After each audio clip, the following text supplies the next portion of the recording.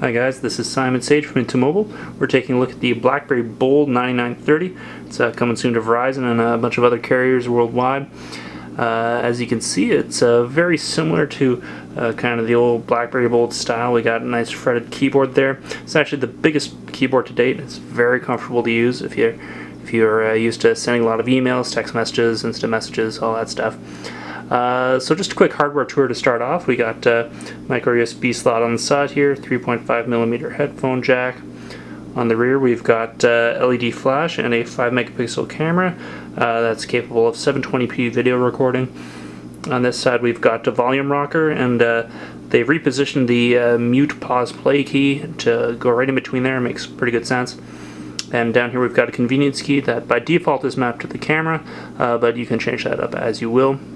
Up top we have the single lonely lock key, and down here on the bottom we have a charging contacts which work with charging docks, all wirelessly, which is kind of nice. So underneath the hood we've got a 1.2 gigahertz processor. We got a 2.8 inch display with a 640 by 480 resolution screen, so that's pretty good by BlackBerry standards. It's about par for course for smartphones in general. So you can see it's very responsive, much smoother than what you might already be used to on a BlackBerry.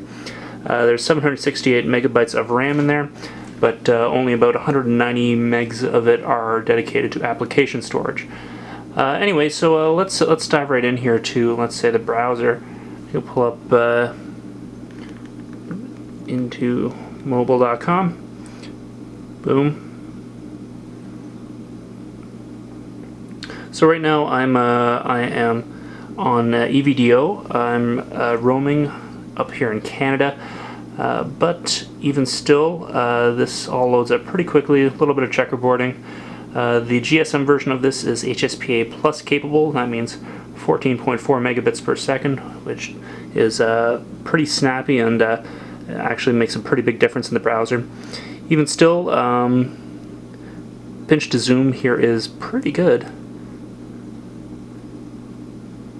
Pretty responsive. No flash support, so you'll still have to deal with the limitations there, mostly for inline video. So for embedded YouTube videos, you won't see them. You'll have to pull them up on the mobile YouTube site, and even then some YouTube videos are not allowed for mobile viewing.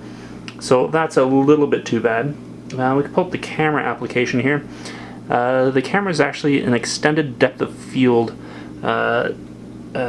deal, so for up close shots like on my finger here, they aren't going to turn out well, but the shot to shot delay is really short. So for stuff that's further out, if you've got a couple of meters of space, the camera's alright, and like I said earlier, 720p video recording ain't too shabby.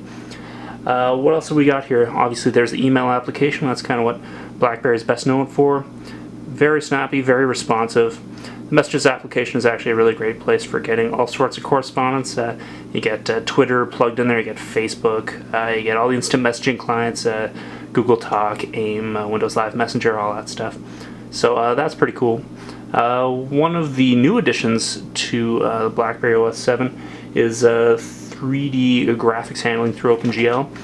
Traditionally, only a couple of CDMA BlackBerries supported 3D graphics, and now it's going to be across all the new devices, which is kind of nice. They can take advantage of the high-speed processor here. I mentioned the application memory earlier. While you might think that limits 3D games like this one, BlackBerry does let you load up textures and other graphics on the SD card separately, so that's alright. I'll just give you a quick look here at how well this will perform. I've tried this game a little bit, and it's not particularly complicated. It's using the accelerometer to figure out how fast I want them to go, so I can slow them down there, speed them up again.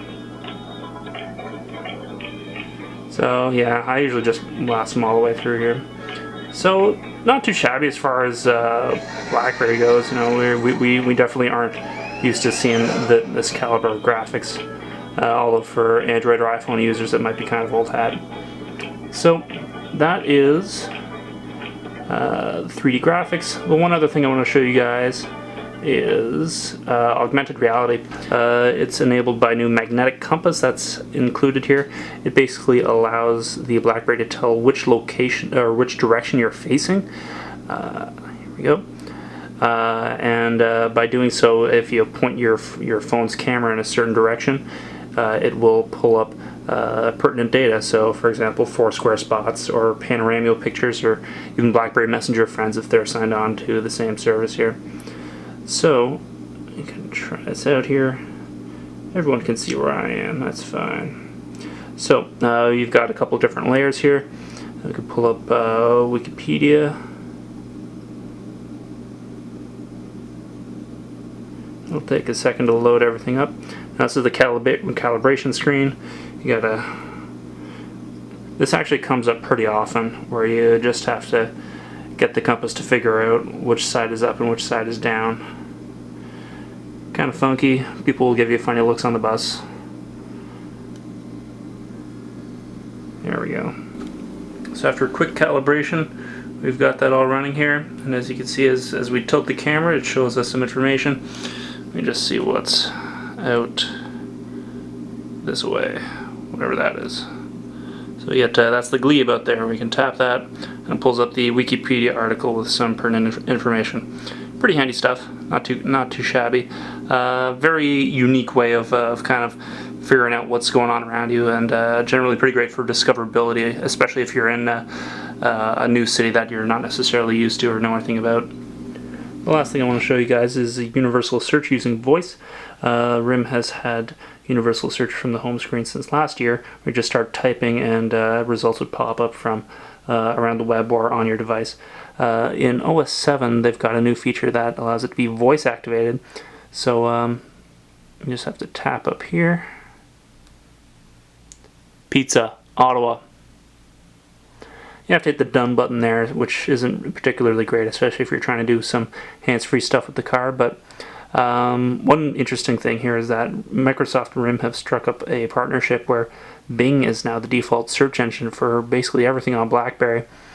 I'm more of a Google guy for sure, so could not locate us because we're indoors here, but pulls up some pizza places around town here. We can tap through on here, and we've got directions here, and we can call them right away. We can favorite them, all sorts of kind of standard stuff. I'm not a huge fan of Bing Maps because there's no transit directions, but this is definitely passable. It is tricky to get Google as kind of the new default on here for a lot of stuff, and BlackBerry Maps hasn't really been updated in a while. You can't really pinch to zoom for stuff on Google Maps for BlackBerry, so not awesome, but that's Bing Maps here. No pinch to zoom there either, but again, there's voice activated search that's built right in there. Kind of cool. So overall, the BlackBerry Bold 9900, it's still a very iterative upgrade. It's still kind of the BlackBerry experience that you're used to.